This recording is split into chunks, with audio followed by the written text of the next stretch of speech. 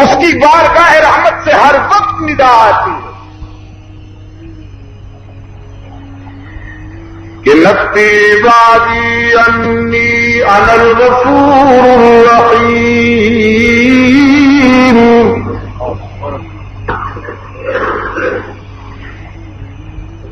گناہوں سے بھری ہوئی زندگی میں مایوس ہو جانے والے میرے بندوں کو بتائیے کہ تمہارے گناہ بہت ہیں تو میری رحمت کا بھی کوئی ٹھکانہ نہیں. نبی عبادی عنی، بتا دیجئے میرے بندوں کو میری بات. انا الغفور الرحیم، کہ میں معاف کرنے والا مہربان ہوں. ایک اور مقام پہ فرمایا من یعمل سوءا او یظلم نفسہ ثم یستغفر اللہ یجد اللہ غفورا رحیما. جس نے زندگی کے سفر میں بہت ٹھوکریں کھائی ہوں لیکن شرمندہ ہو کر جب میرے در پہ آئے گا تو مجھے غضبناک نہیں پائے گا، مہربان پائے گا.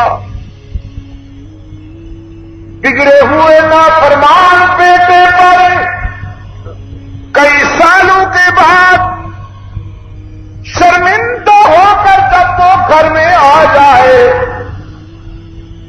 باپ اتنا جلدی راضی نہیں ہوتا جس قدر اپنے گناہگار بندے پر رب العالمین جلدی راضی ہوتے ہیں.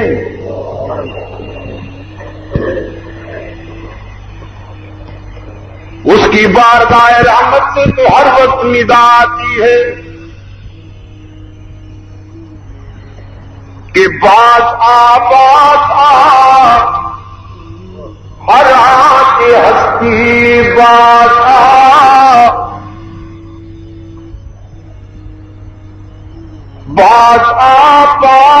ہر آنکھ ہستی باز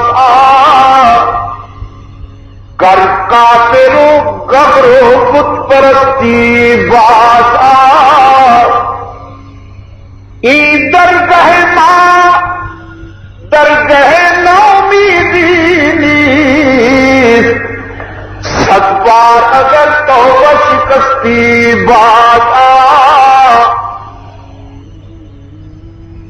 100 مرتبہ بھی اگر تو نے توبہ کی ہے اور توڑ دی ہے، مایوس پھر بھی ہونے کی کوئی ضرورت نہیں. ایک مرتبہ پھر آ کے دے اور میرے لطف و کرم کو ایک مرتبہ پھر آزما کے دیکھ.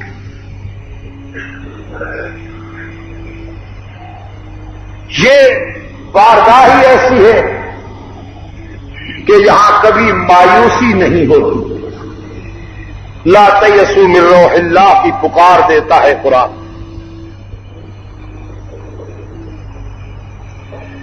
بابا شادی مرحوم نے ایک صوفی کا حال ذکر کیا ہے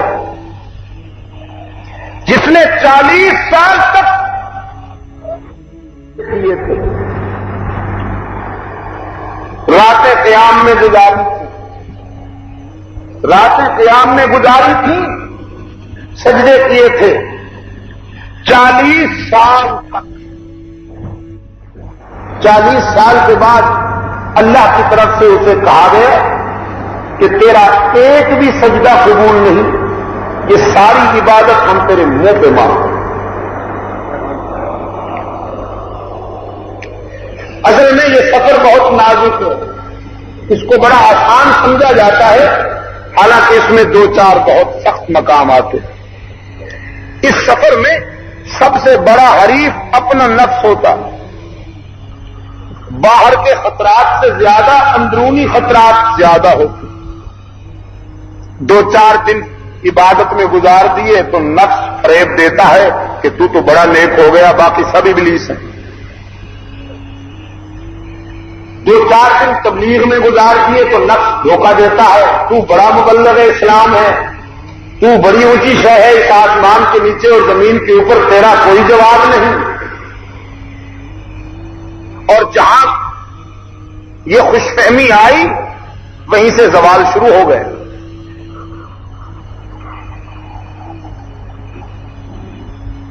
اور نہیں تو کم از کم اتنا تو ضرور ہوتا ہے کہ کسی نیک کی نیکی کی جب تعریف کی جائے تو وہ خوش ہوتا ہے، اس کے نفس کو غذا ملتی ہے۔ رسول اللہ صلی اللہ علیہ وسلم نے فرمایا روحانیت کے سفر میں یہ بات بھی زہر قاتل سے کم نہیں کہ اگر کوئی تعریف کرے اس کی تعریف کو سن کر اگر خوشی محسوس ہو تو بہت خطرات ہیں۔ 40 سال کے بعد حق تعالی کی طرف سے یہ کہا گیا کہ تیرا ایک بھی سجدہ ہم قبول نہیں۔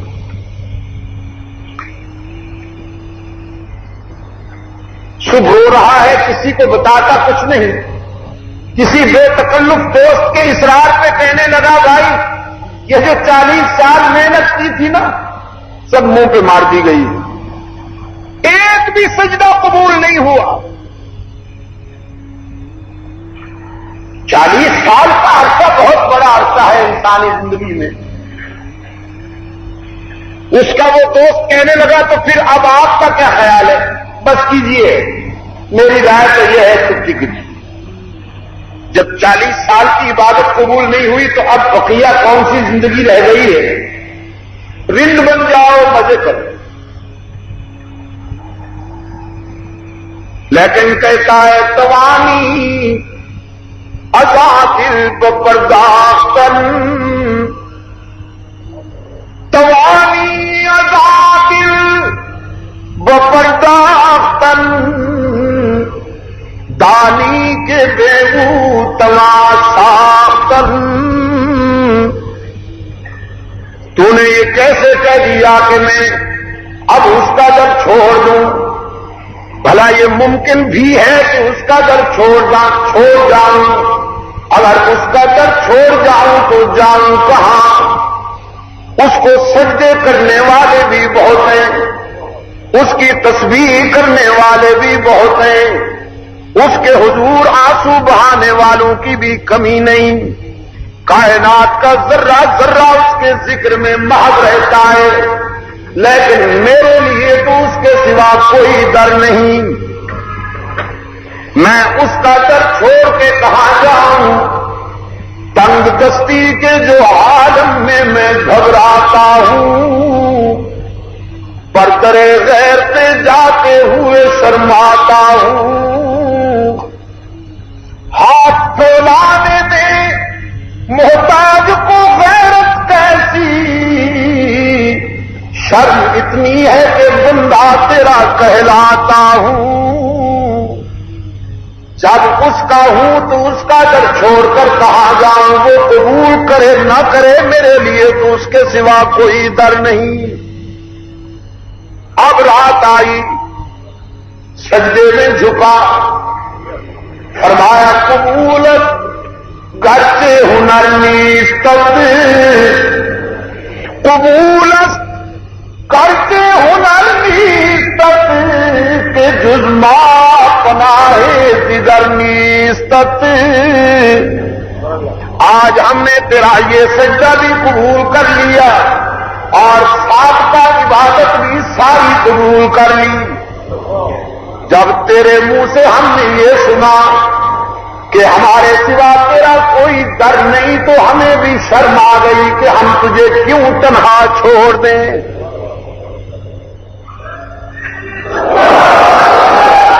تو وہ کون ہے جسے تنہائیوں میں پکارا جائے؟ وہ کون ہے جس کے سامنے تنہائی میں آنسو بہائے جائیں؟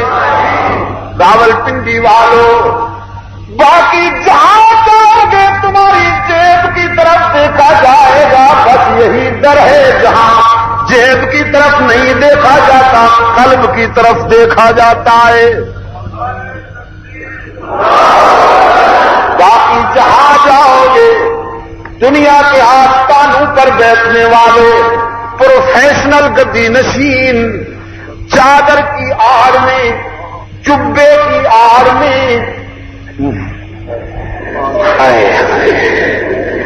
کہیں گے کچھ لے کے آؤ گے تو کچھ لے کے جاؤ گے، خالی ہاتھ آؤ گے، خالی ہاتھ جاؤ گے، لیکن یہاں کہا جاتا ہے خالی ہاتھ آؤ گے دامن بھر کے جاؤ گے۔